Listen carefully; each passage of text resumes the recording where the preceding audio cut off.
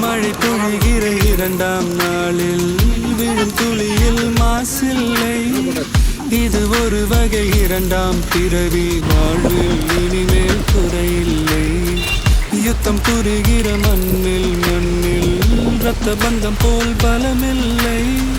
வா எழுந்திடு, வாழ் சுழற்றிடு, வான் கிழித்திடு, பயமில்லை. கீச்சை மறந்து